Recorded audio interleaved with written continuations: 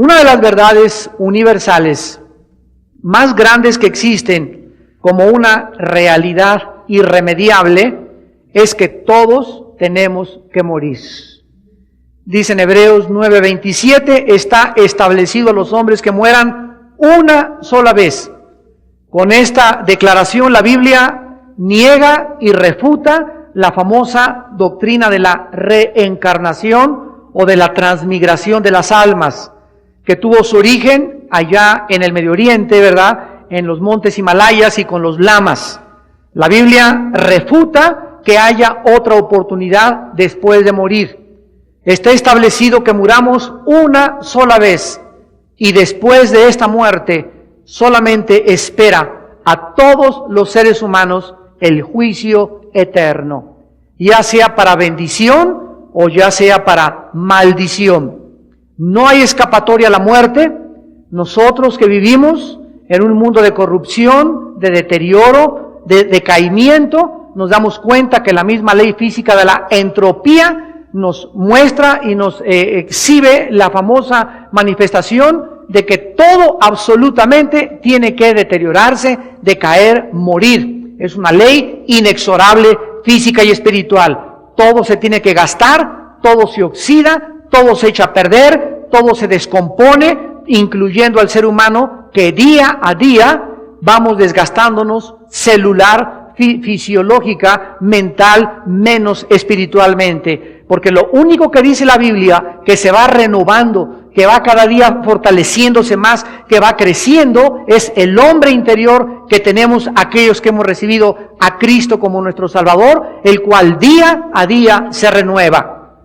Pero el hecho de que tengamos que morir no es realmente lo más importante en este estudio, sino la manera como vamos a enfrentar la muerte.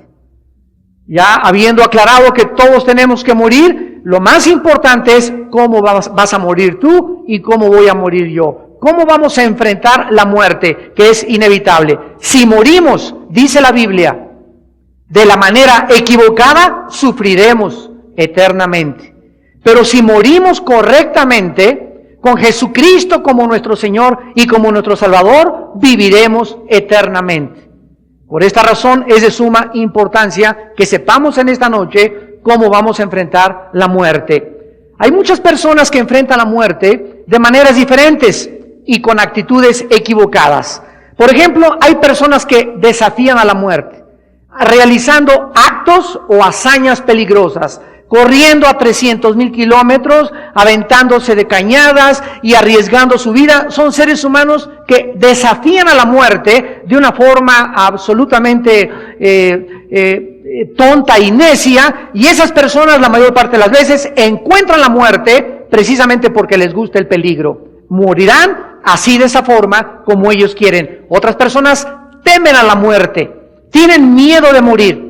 Otras personas ignoran la muerte. No, yo no quiero pensar en eso porque tal vez cuando vaya en la ambulancia voy a pensar en eso. Otras personas racionalizan la muerte. Otros humanizan la muerte. O sea, consideran a la muerte como solo una experiencia humana que termina con la existencia y pues vamos a regresar al polvo y ahí acabará todo y no hay otra vida después de esta vida.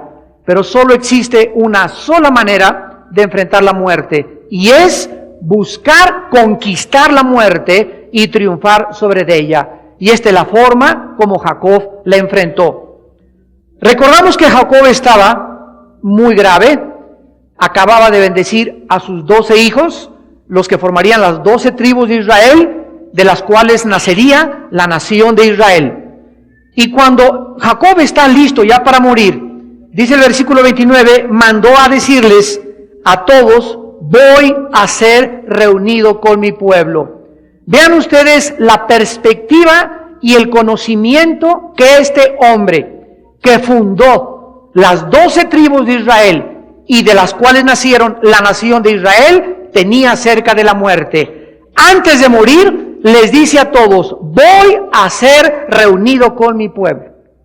Voy a ser reunido con mi pueblo, sepultadme con mis padres en la cueva que está en el campo de Efrón, el Eteo. Vean ustedes las dos frases enteramente diferentes.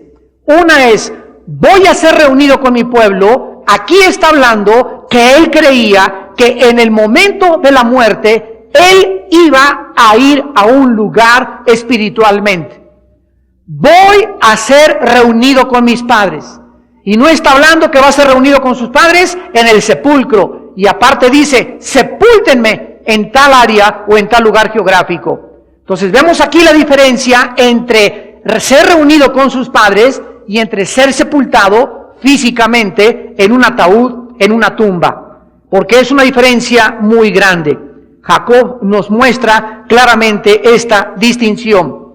Vean ustedes que todos los patriarcas en Génesis capítulo 15, versículo 15, tuvieron la misma experiencia y la misma perspectiva. Dice Génesis 15, versículo 15 respecto a Abraham: y tú vendrás, le dice Dios, a tus padres en paz, y serás sepultado en buena vejez. Vean ustedes otra vez la diferencia entre ser enterrado y entre ser reunido o ir a un determinado lugar después de la muerte. La frase tú vendrás a tus padres implica que cuando Abraham murió, cuando Isaac murió, cuando Jacob murió, había un lugar invisible en el mundo espiritual de los espíritus, donde todos los seres físicos que morían eran reunidos, eran juntados y estaban otra vez unos a otros, y bajó Abraham, y ahí estaba Adán, y estaba Enoc, y estaba los otros hijos salvos de Adán y Eva, y estaban Noé, y estaban todas aquellas personas que antes habían muerto con ellos. Este lugar, donde todos los espíritus eran reunidos y donde todos se juntaban, hasta que Jesucristo murió en la cruz del Calvario y bajó a lo que se llama en la Biblia el Sheol. La palabra Sheol en el hebreo significa lugar de los muertos o lugar de reunión de los espíritus. Entonces todos los muertos bajaban a este lugar que Jesucristo nos revela estaba en el centro de la tierra. Aquí en el centro de la tierra, ahí se encontraba el Sheol. La palabra griega que fue traducida del Sheol al griego con la Septuaginta es la palabra Hades, con la primera letra H, para determinar y describir el lugar de los espíritus. Abajo en el centro de la tierra se reunían pues todos, y cuando Jacob murió y les dijo: voy a ser reunido con mis padres, Jacob estaba implicándoles que él iba a cerrar sus ojos, iba a salirse su alma, iba a salirse su espíritu, e iban a bajar al lugar del Sheol, donde Cristo enseñó en Lucas 16 que estaba dividido. En una parte del centro de la tierra del Sheol estaba el infierno, y en la otra parte estaba el paraíso, o lo que se conoce también como el seno de Abraham. Entonces vemos que un hombre al morir no está diciendo: pues quién sabe qué va a pasar, y yo no sé si voy a regresar al polvo, y no sé si mi alma va a transmigrar, o voy a regresar a una vaca, o voy a perfeccionarme en la otra vida. Filosofías, especulaciones, hipótesis. Todos los hombres de la Biblia nos hablan con una seguridad absoluta. La Biblia nos muestra con una certeza absoluta que después de esta vida hay otra vida esperándonos, donde miles de santos, como dice Hebreos 12, una gran nube de testigos que murieron antes que nosotros, están esperándonos para ser reunidos y eternamente unidos y glorificar al Hijo de Dios por toda la eternidad. Esta verdad la encontramos también en Génesis capítulo 28, Génesis capítulo 25, versículo 28. La misma verdad que encontramos con Abraham, la encontramos también. Y dice Génesis 25, versículo 8, y exhaló el espíritu y murió. Abraham en buena vejez, anciano y lleno de años, y fue unido a su pueblo. Exhaló el Espíritu. Cuando morimos, algo se sale de mí, algo se saldrá de mí, algo se saldrá de ti. Y esto que se sale de nosotros, la Biblia le llama el Espíritu, en el hebreo ruaj, con R y J al final, ruaj, que es la parte inmaterial que conoce, adora y sirve a Dios. Esa parte dentro de mí, que es mi hombre espiritual, así como tengo ojos físicos y tengo oídos físicos y tengo un corazón físico, mi hombre interior, que cada día crece y se renueva y es eterno e inmortal, cuando yo muera se me sale, se saldrá de ti y se irá ahora a la presencia de Dios o bajará al centro de la tierra, donde continuamente sigue llevándose a cabo la reunión de los espíritus encarcelados, que son los que se rebelaron contra Dios y que se llama el infierno. Exhaló el Espíritu y murió Abraham en buena vejez, anciano y lleno de años, y fue unido a su pueblo. Versículo 17 del mismo capítulo 25 de Génesis. Estos fueron los años de la vida de Ismael, 137 años. Y exhaló el Espíritu Ismael y murió, y fue unido a su pueblo. Qué cosa tan maravillosa que nosotros podamos saber que nos está esperando, tal vez mi padre, o tal vez hermanos míos que murieron cristianos, o Abraham, Isaac y todos los grandes profetas, Noé, el rey David, Salomón, todos los que están allá esperándonos en el otro lado de esta vida, son más reales que nosotros mismos, y seremos algún día reunidos con ellos. En vista de este panorama, de que la muerte es solamente un túnel que atravesamos, donde nuestra existencia continúa, las obras que hicimos nos acompañarán siempre, las buenas obras que hicimos nos acompañarán siempre, y donde nuestro futuro será determinado por la fidelidad, la santidad y la pureza que tuvimos en esta corta vida que Dios nos ha dado. En vista de esta proyección y de esta perspectiva, la Biblia nos manda: no nos cansemos de hacer el bien. Estad firmes y constantes, sabiendo que vuestro trabajo en el Señor no es en vano. Y cada semillita en la vida que estoy plantando, cada buena obra que hago, cada persona que yo bendigo, cada vez que soy honesto, cada vez que soy puro, todos los pequeños detalles, los pensamientos que no acepto en mi vida, las cosas que saco de mi corazón, todas las cosas están siendo juntadas y reunidas para que en el día de mi muerte me esté esperando todo aquello que Dios me recompensará, o las cosas de las cuales me voy a avergonzar, tú y yo. Cuando el hombre tiene esta perspectiva y cree estas cosas, dice 1 Juan 3:3, se purifica a sí mismo, así como Dios es puro. No hay ninguna otra forma en esta vida en que tú puedas demostrar que realmente amas a Dios y crees con todo tu corazón estas verdades, más que purificando tu vida sexual. ¿Me escuchaste? La pureza sexual es la evidencia más grande, porque es la fuerza más fuerte que tenemos, que nos jala a darle gusto a nuestro cuerpo, y es cuando Dios nos manda y nos dice: sean santos en toda vuestra manera de vivir. Y es en esa área donde tú demuestras realmente qué es lo que eres, cómo has crecido, qué carácter tiene y hasta dónde llega tu purificación espiritual. Sean puros, porque el que tiene esta esperanza se purifica a sí mismo, así como yo soy puro, dice el Señor. Por ejemplo, en el libro de Job, capítulo 19, versículos 25 y 27, él declara la misma esperanza de los santos del Antiguo Testamento, que serían reunidos con su pueblo a través de la eternidad con Dios. Dice Job 19, 25, yo sé que mi Redentor vive. Recordemos que Job fue escrito en el tiempo en que fue escrito el libro del Génesis.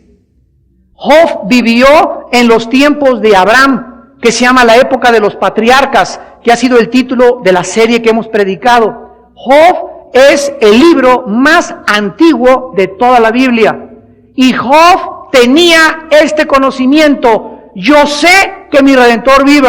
¿De dónde sacó Job que había un Redentor, un Salvador que iba a venir? Cuando Adán y Eva pecaron, le transmitieron a Caín y Abel este conocimiento, después a Set su hijo, porque Caín mató a Abel, y la descendencia que continuó poblando la tierra, todos llevaron la información y el conocimiento de Génesis 3:21 y Génesis 3:15, que vendría la semilla de la mujer y que heriría en la cabeza a la semilla de Satanás, y que a través del derramamiento de sangre vendría la semilla prometida a los patriarcas de Israel. Yo sé que mi Redentor vive. Ese yo sé nos habla que Job, bajo esta convicción y bajo esta seguridad, tuvo el valor de enfrentar la pérdida de su casa, la pérdida de su dinero, la pérdida de sus hijos, la pérdida de su honor, la pérdida de su honra, y aguantó y soportó la presión del mundo porque él sabía que Jesús vendría. Y al fin se levantará sobre el polvo. Aquí está también hablando Job que el Salvador, esa semilla y ese Redentor vencería la muerte. Job tenía la esperanza de volver a vivir. Y después dice el versículo 26, de deshecha esta mi piel, en mi carne verá Dios. Creía en un Redentor, creía en la resurrección y creía en la resurrección de entre los muertos. No solamente el Redentor vencería la muerte y se levantaría del polvo, sino que también Él vencería la muerte y Dios le levantaría algún día en la resurrección de los muertos. El profeta Isaías en el capítulo 25, versículo 8, también habla de la vida después de la vida. Isaías 25, 8, y dice, destruirá a la muerte para siempre. Enjugará Jehová el Señor toda lágrima de todos los rostros, y quitará la afrenta de su pueblo de toda la tierra, porque Jehová lo ha dicho. ¿Qué es lo que llevamos ahorita los cristianos en esta tierra? La afrenta, el oprobio, la vergüenza, la persecución, el ridículo, el desprecio del mundo a nuestro alrededor, de los camarógrafos, de los del cine, de los de la televisión, de los periódicos, de nuestra familia, de nuestras amistades. Pasamos en este mundo así y todos bu, bu, bu, lero, lero, y ay sí, muy santito, y esa persecución y esa presión es la que necesitamos soportar. Y cualquiera que, ay, ya están hablando muy mal de mí, ay, ya no aguanto tanta presión, ay, yo quería ser líder, pero yo no sabía el precio que tenía que pagar, y ay, hablan de mí, y toda esa gente, nos damos cuenta de qué material está hecha.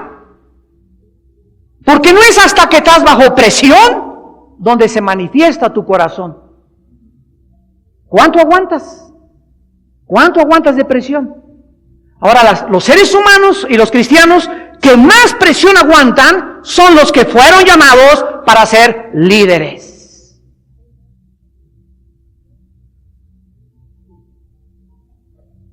Hace muchos años que no había existido un líder en México como el presidente que tenemos, Vicente Fox. Objeto de persecución, de burlas, de ataques, de presiones, de calumnias, y ahí está. Ahí está, ahí está, ahí está y ahí está. Cualquiera avienta la toalla. Cualquiera, como dice mi tierra, se raja. Cualquiera se amarga. Pero lo vemos que ni su rostro se ha desvirtuado, ¿verdad? No hay rostro tampoco de amargura y sigue teniendo tolerancia y sigue teniendo paciencia. Y nuestras oraciones le seguirán ayudando a llevar a este país a otra etapa que jamás habíamos conocido en 71 años. ¿Por qué ese hombre está ahí? Porque es líder.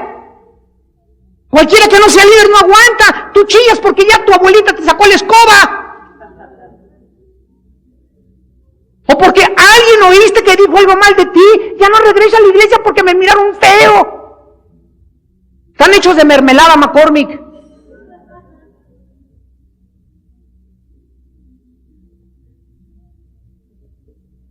Ahora regresamos a Génesis 49. Y vemos pues que Jacob, después de darle la última bendición a su familia, es reunido con su pueblo, lo sepultan y encoge sus pies, versículo 33, Génesis 49, y es reunido, como dice la Biblia, con sus padres. Pero noten ustedes que Jacob, antes de morir, le rogó a sus hijos que lo enterraran en Canaán.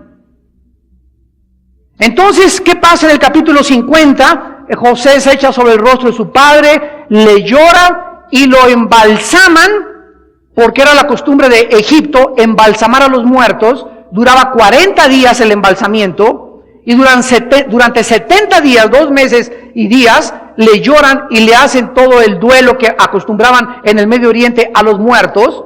Pero él pide que por favor lo entierren donde estaba enterrado Abraham y Sara, sus abuelos, Isaac y Rebeca, sus papás, y él, su esposa Lea, que murió y a la cual amó siempre, y él quería que lo enterraran en el mismo lugar. ¿Por qué quería que lo enterraran en la tierra de Canaán? Porque siempre recordó y creyó hasta el momento de la muerte que Canaán era la tierra, el área geográfica donde se encuentra ahorita la tierra de Israel, que Dios le había prometido que heredaríamos ellos, y ahora que esa promesa nos ha sido transmitida a nosotros a través del Mesías Yeshua. Entonces vemos que esta fe de Jacob antes de morir estaba declarando realmente que él creía en la tierra prometida y que podría verdaderamente vivir cerca de Dios y cerca de sus padres y resucitar en ese lugar donde nosotros vamos a vivir muy pronto cuando el Señor venga por nosotros. Ahora, cuando Jacob muere y lo entierran y lo embalsaman, se hace una procesión tremenda. José va con el faraón y le dice, faraón, le manda unos oficiales que le digan, faraón, José quiere ir a la tierra de Canaán, dale permiso. Quiere enterrar a su papá. Entonces José tenía que garantizarle al faraón de que él no se iba a quedar en Canaán. Acuérdense, desde los 17 años, José no iba a Canaán. Lo habían vendido sus hermanos. Y ahí se encontraba, tenía como 55, 58 años en este momento, y le estaban diciendo que por favor, y lo dejaran ir a Canaán. El faraón le concede ir a enterrar a su padre, y le manda el faraón carrozas, le manda oficiales, le manda hombres de a caballo, y ahí va toda esa procesión hasta la tierra de Canaán. Entierran ahí a su padre, ahí deja a su padre enterrado, y José y sus hermanos regresan fielmente, responsablemente a Egipto, a decirle al faraón, gracias, aquí estamos para seguirte sirviendo. Ahora bien, cuando José regresa con el faraón a Egipto, después de enterrar a Jacob, los hermanos de José, ya habían pasado como 15 años que él los había perdonado. Y los hermanos de José, mientras Jacob, su padre, vivía, pues sabían que los iba a defender cualquier cosa que le cambiara el carácter a José. Entonces, cuando muere el papá, los hermanos creen y comienzan a pensar, híjole, José a lo mejor ahorita que nuestro padre se murió, la va a agarrar contra nosotros. Y ahora sí, como no tenemos quien nos proteja, nos va a surtir, nos va a mandar a la cárcel, o a lo mejor hasta nos manda a cortar la cabeza. Entonces la Biblia nos muestra claramente que estos hermanos se llenaron de angustia y comenzaron a decirle en el versículo 16, Génesis 50, versículo 15 en adelante, viendo los hermanos de José que su padre era muerto, dijeron, quizá nos aborrecerá José y nos dará el pago de todo el mal que le hicimos. Y enviaron a decir a José, tu padre mandó antes de su muerte diciendo, así diréis a José, te ruego que perdones ahora la maldad de tus hermanos y su pecado, porque mal te trataron. Por tanto, ahora te rogamos que perdones la maldad de los siervos del Dios de tu padre. Y José lloró mientras hablaba. Realmente existen muy pocas personas en este mundo con corazones tan tiernos, tan nobles, tan transparentes y tan perdonadores como el corazón de José. José fue un ser humano que podríamos calificarlo como excelente, no solamente en los ojos de los seres humanos, sino también delante de los ojos de Dios. Porque son precisamente los ojos de Dios los que eliminan a muchas personas del rango de la nobleza de corazón. Porque muchos seres que nosotros podemos creer, no, pues él tiene muy buen corazón, tiene cara de Martín de Porres, acuérdate que Bin Laden tiene cara de San Cayetano.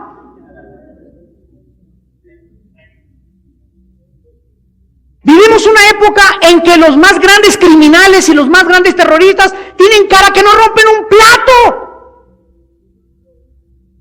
De la misma manera que durante muchos años se proyectó una imagen equivocada de que era la persona religiosa, con las pinturas que pintaron de los santos, a todos los santos los pintaban así.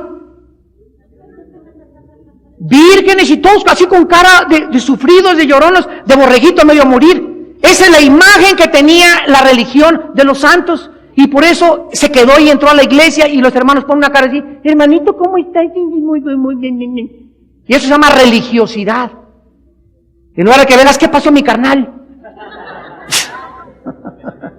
Ay, qué carnal, ¿qué es? Eso no es espiritual. Espiritual es por la gloria y la nobleza y el imperio de los siglos de nuestro Señor Jesucristo. Te bendigo, hermano. Cálmate, Santo Tomás.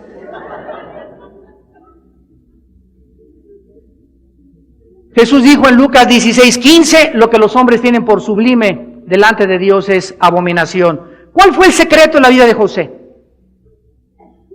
¿Cómo pudo José desarrollar ese corazón para con Dios? José tuvo dos grandes secretos espirituales. Dos grandes secretos espirituales que son los que hacen a cualquier persona llegar al final de su vida con una sonrisa de oreja a oreja, sin tener nada contra nadie, en paz, tranquilos, esperando solamente encontrarse y ser reunido con los demás y continuar gozándose por toda la eternidad. El primer secreto de la vida de José es que nunca se amargó de ninguna de las circunstancias adversas que atravesó en su vida. Número uno, nunca se amargó de ninguna circunstancia adversa que atravesó en su vida. Miren ustedes cuál es el problema de muchos seres humanos que se dicen cristianos. Hay muchas personas que son cristianas, que son lastimadas por X persona, y el cristiano no puede ver que la persona que lo lastimó es un instrumento de Dios, y la agarran contra la persona en lugar de reconocer a Dios en todos sus caminos.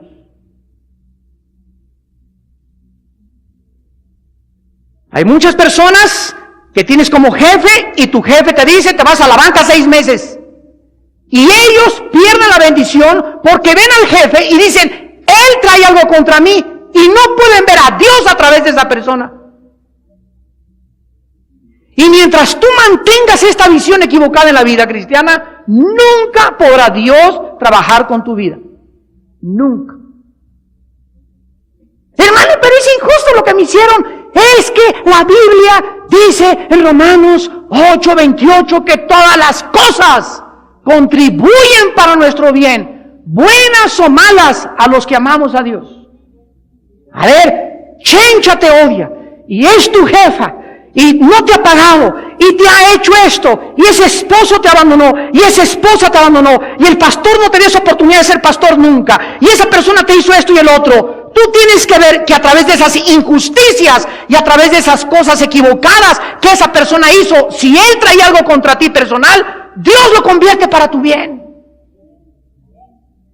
Dios usa eso para moldear tu carácter, para humillarte, para saber lo que hay verdaderamente en tu corazón. ¿Qué es lo que estás buscando de Dios? Que te traten bien, que te reconozcan, que te den premios, que te aplaudan, que seas conocido por aquí y por allá. ¿O estás buscando ser semejante a Cristo en su muerte y resurrección? ¿Qué es lo que buscas verdaderamente al seguir a Jesús? ¿Honor? ¿Gloria? ¿Posición? ¿Reconocimiento? ¿Fama? Le dice Dios a Jeremías, no busques grandezas. Jesús dijo, el que quiera salvar su vida la va a perder. Dios nos prueba a través de todas estas cosas, y este fue el secreto de José. Sus hermanos lo vendieron, mis hermanos. Imagínate a José decir, mis hermanos de mi carne me vendieron. Y me pasé en la cárcel y sufrí y nunca vi a mi familia. Y nunca en todo este proceso que José vivió en su vida, nunca quiso. Es una decisión. Él escogió no amargarse.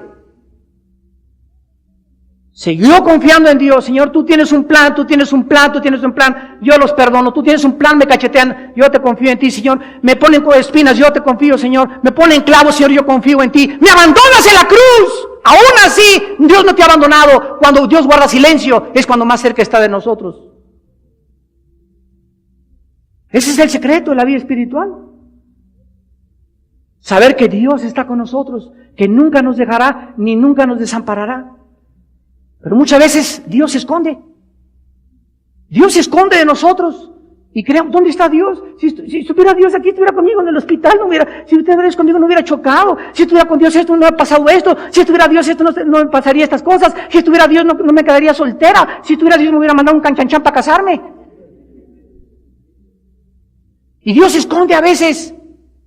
¿Para qué? Cuando se esconde Dios, nos ve. A ver, ¿qué va a hacer ahorita? Quiero ver qué vas a hacer.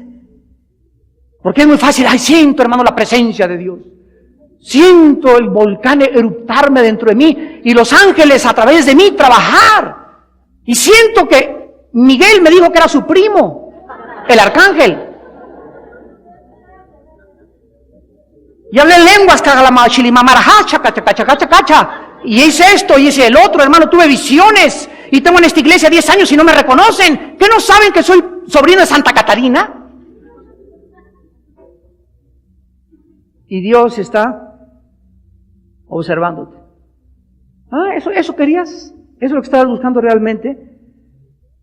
¿Por qué se esconde Dios? Porque se escondió de la vida de José durante muchos años. Y José nunca abandonó el pensamiento.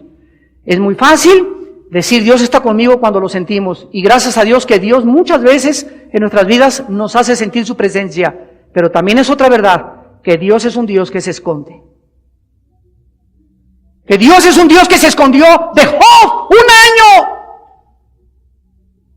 Y Job, Señor, ¿dónde estás? Señor, si estuvieras conmigo, ayúdame a contestarles a estos filósofos. ¿Qué me ha pasado? ¿Por qué perdí esto? Y Dios, nada, y nada, y nada que le habló ni le dijo durante un año. Durante un año Job estuvo en observación por Dios, por el Hijo, por el Espíritu, por los arcángeles, por los Satanás y por todas las criaturas del cielo. Job fue hecho espectáculo ante el reino espiritual invisible de Dios y Dios demostrándoles a todas sus criaturas, ahí está un sadik, ahí está un hombre justo que a pesar que me escondo y a pesar que no me he revelado a él sigue manteniendo su dignidad.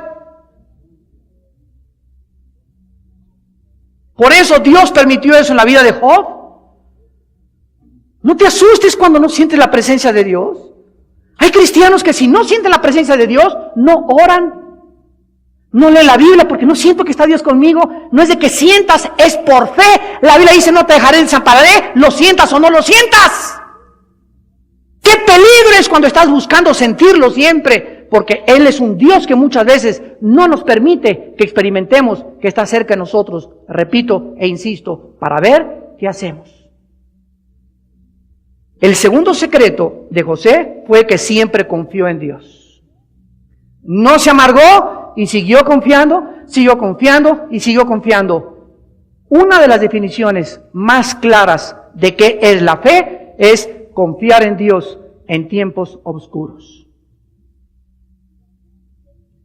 La fe es no solamente creerle a Dios cuando todo va bien, sino nunca la fe es fe hasta que las circunstancias están en contra de mí y me llevan a negar a Dios. Me llegan a decir ni siquiera Dios existe. ¿Por qué?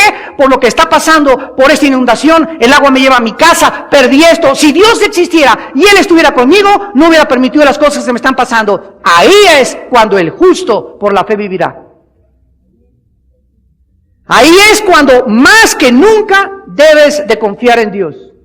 David lo dijo en una frase: el día que temo, en ti confío. Cuando más angustia se apodera de nosotros, cuando más incertidumbre nos rodee, cuando más solos nos sintamos, cuando más abandonados nos sintamos, cuando más maltratados y más cacheteados y más vituperados nos sintamos, es cuando más debemos agarrarnos con todo nuestro corazón de las promesas de Dios, porque son las únicas que nos mantendrán a flote. José regresa a sus responsabilidades, sus hermanos comienzan a desconfiar de él y a tratar de preguntarle qué es lo que había pasado, y sin embargo José, en el capítulo 50 del Génesis, versículo 18 en adelante, se postran sus hermanos delante de él y le declaran a José: henos aquí por siervos tuyos. José les responde inmediatamente: no tengan miedo.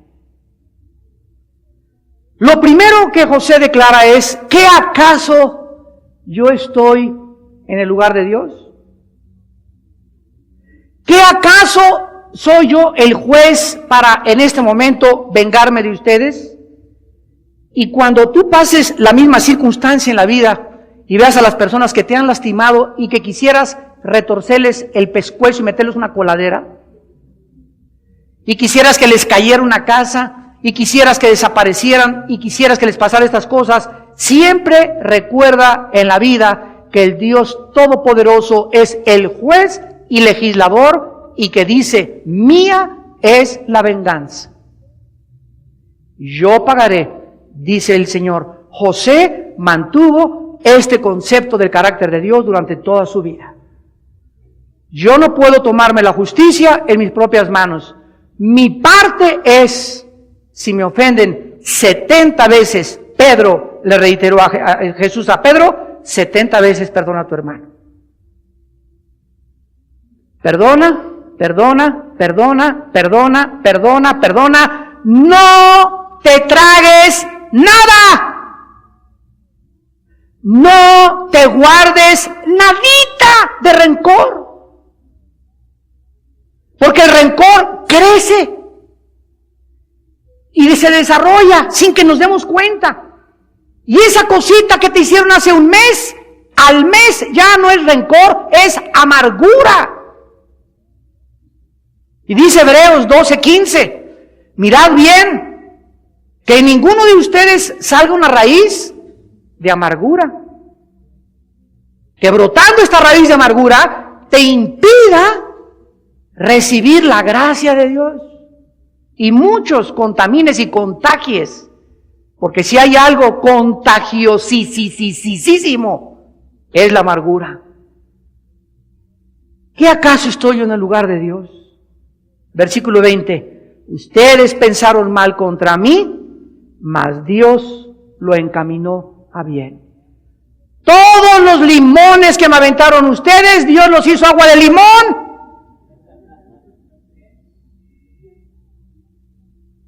Todas las lanzas que ustedes me mandaron, Dios las convirtió en mi mano en instrumentos para arar, en asadores para arar la tierra. Todo lo que ustedes quisieron hacerme mal contra mí, ¿cómo me podrían hacer un mal si Dios estaba conmigo?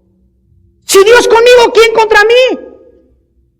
Dios es mi escudo y mi fortaleza. ¿Lo crees? Entonces, ¿para qué pones la cara de fuchi cuando te persiguen? ¿Por qué te amargas entonces? ¿Por qué guardas rencor? Si crees que Dios es tu escudo, ¿por qué la traes contra tu hermano, contra tu hermana? ¿O contra tu amigo, contra tu vecino? ¿O contra tu familiar? ¿Por qué esas cosas de que ya no le hablas al hermano? Y esas actitudes adversas de tu corazón que demuestran que te estás amargando. ¿Por qué? Si crees que Dios es tu escudo, si crees que Dios se va a vengar, si crees que Dios lo convierte todo para bien, actúa como si realmente lo creyeras. Pero tu actitud ante las circunstancias y ante los seres humanos determina cuánta fe tienes. Ustedes pensaron mal contra mí, pero Dios, todo eso, vean ustedes que en los pensamientos, las maquinaciones de sus hermanos, sus planes, los que te quieran matar a ti, a mí, todo eso Dios, ¿qué hace? Lo desvía. Lo desvía de su curso, las lanzas, los limones, lo que la gente nos mande, las cosas que nos quieran hacer, todo Dios lo desvía y todo Dios lo convierte, porque si Dios puede a un muerto resucitarlo, no puede convertir el agua en vino, no puede convertir algo que me hicieron a mí y transformarlo en algo que sea para mi propio beneficio. Solo Dios lo puede hacer. Y dice el versículo 20, para hacer lo que vemos hoy, para mantener en vida a mucho pueblo. Síganme con cuidado, ya casi terminamos. Dios, cuando los hermanos de José lo vendieron, tenía un plan, que se lo había revelado a Abraham.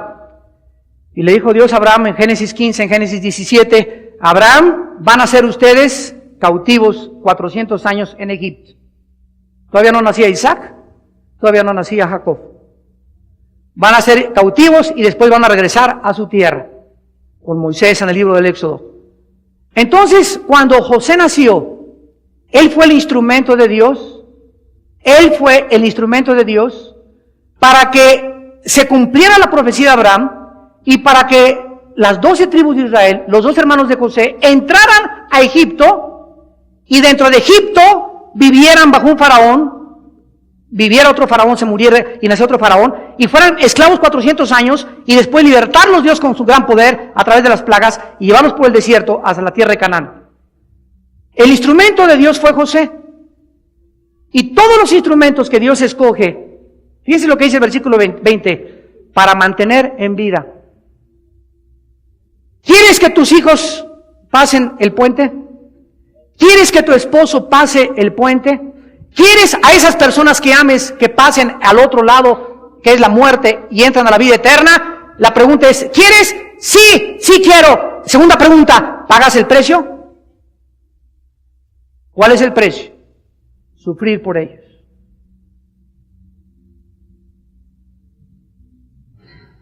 Sufrir por ellos. ¿Hasta dónde estás dispuesta a sufrir para que tu familia pase al otro lado? ¿Estás dispuesto hasta que te cueste a ti tu propia vida? ¿Se acuerdan del cuento de 2 personas en un puente, un hombre y una mujer? La mujer quería pasar al otro lado y este hombre quería pasar al otro lado. Llegaron los 2 a la mitad del puente y se comenzaron a pelear. Hasta que, porque los 2 querían pasar, uno para acá y el otro para allá, hasta que uno se acostó y el otro pasó arriba de él, al otro lado del puente.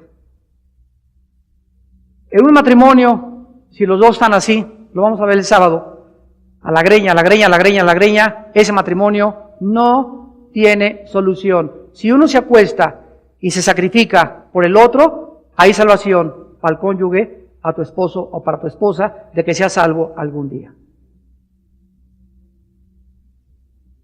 ¿Quieres que tus hijos pasen al otro lado? ¿Cuánto te sacrificas por tus hijos? ¿Qué testimonio les das a tus hijos? ¿Creen realmente tus hijos que eres un hombre puro, justo? ¿Tú crees que tus hijos no ven cuando vas en la calle y ves a las mujeres? ¿Tú crees que tus hijos no saben la conversación que anoche en el cuarto pasaron cuando estabas acostado tú con tu esposa, lo que le dijiste a tu esposo y lo que le dijiste a tu esposa? ¿Tú crees que de cuarto a cuarto no oyen la conversación antes que nos acostemos como matrimonio? ¿Tú crees que los hijos están impávidos, impasibles ante los problemas de los matrimonios? No, pero el domingo les dices, vamos a la iglesia con tu cara de fariseo y de hipócrita. ¿Cómo esperas entonces? Señor, salva a mi hijo se rebeló, mi hijo me hizo estas cosas. ¿Estás dispuesto a morir para mantener en vida a mucho pueblo como lo hizo José? ¿Qué precio pagó José? No amargarse con su familia, ni con sus hermanos, ni con nadie de los que lo lastimaron. Porque Dios quería que él fuera el instrumento para que pasaran muchos al otro lado. Y el precio que pagó José, lo pagó, pero ¿cómo lo recompensó Dios en esta vida y en la otra vida?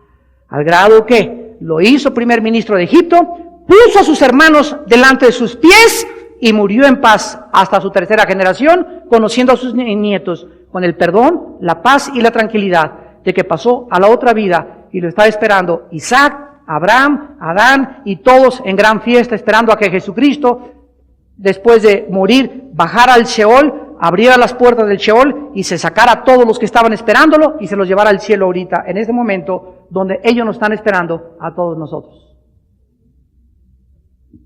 Hermanos en Jesucristo, nosotros tenemos que saber claramente que el propósito de Dios detrás de todos nuestros sufrimientos son, en primer lugar, Armando, he permitido lo que has atravesado porque necesito forjar tu carácter. Número 1. Es necesario que seas paciente y las tribulaciones, Romanos 5, es lo único que van a hacer las presiones sobre tu vida, que te hagas, seas una persona paciente. ¿Para qué quieres que sea paciente, Señor? Porque sin la paciencia no puedes heredar nada. Y ya que seas paciente y que recibas y resistas y perdones, te paso al otro nivel. Y te paso al otro nivel y quiero que llegues a niveles inusitados, inimaginables, a donde pueda haber un momento, que en el momento en que Satanás te lance algo, porque mientras más alto, más vienen los ataques, puedas tú permanecer. Y ahí arriba no quiero competencia, porque la gloria me pertenece a mí.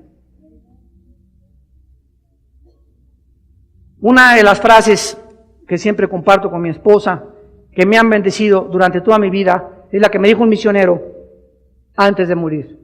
Uno de mis consejeros espirituales, su esposa estuvo con nosotros aquí en la comida que mi esposa me dio el sábado pasado, y este misionero me decía: Armando, no hay cosa más trágica para un hombre que el alcanzar el éxito sin estar listo. No hay cosa más trágica que pongas un hombre detrás del púlpito y que no esté listo para predicar. Si yo tengo muchas habilidades para predicar, no es que tengas habilidades, es que la persona que se ponga como maestro y que quiere ocupar una posición de liderazgo, tiene que ser una persona aprobada en su carácter. Tiene que haber sufrido y tienes que estar seguro que su ego está aplastado. Porque ahí no comparto mi gloria ni quiero competencia con nadie.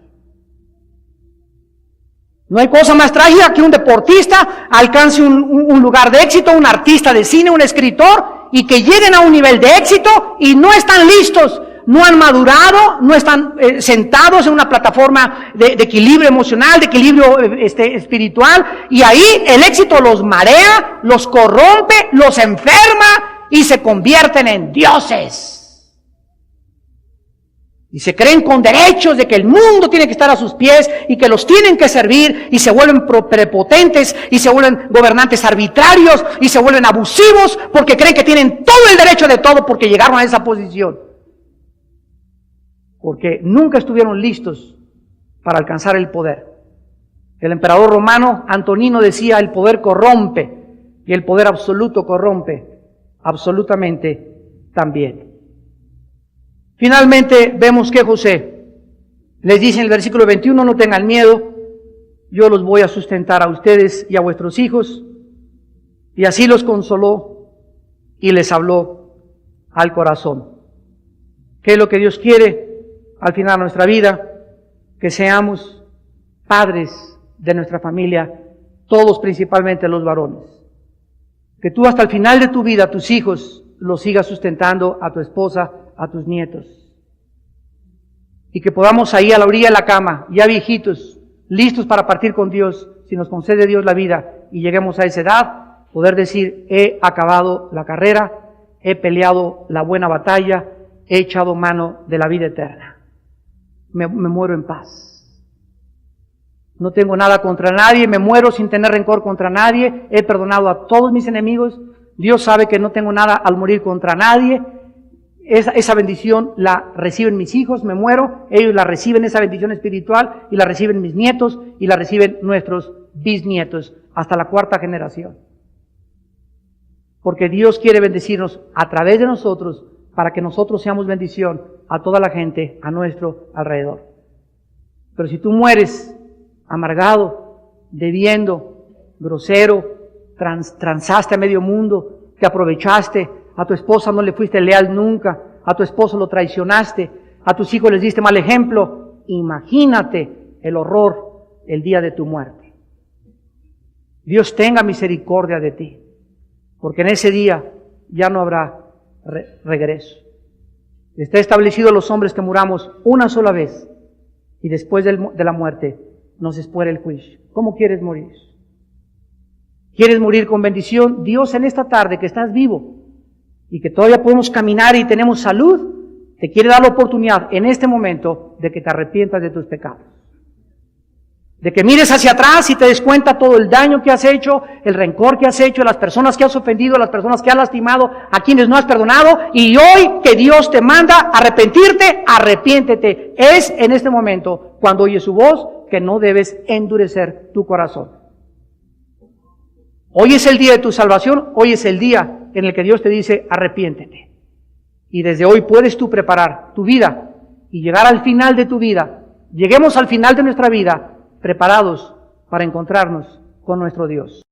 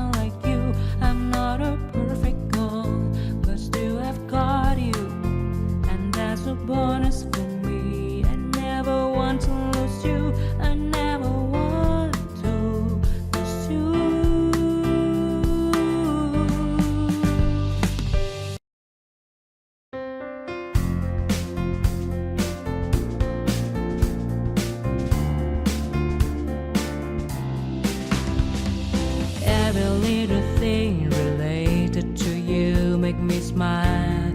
I know you are doing hard work to make things possible. I want to let you know that I am with you and I will be forever. Every little thing related to you make me smile. I know you are doing hard work to make things possible.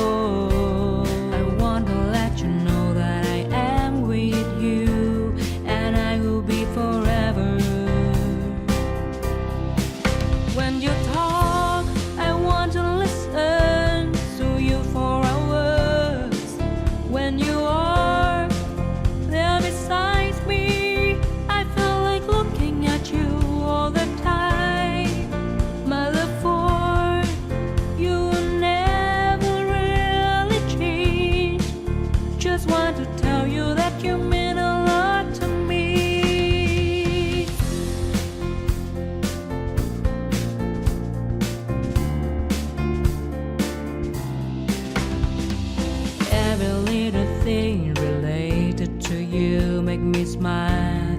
I know you are doing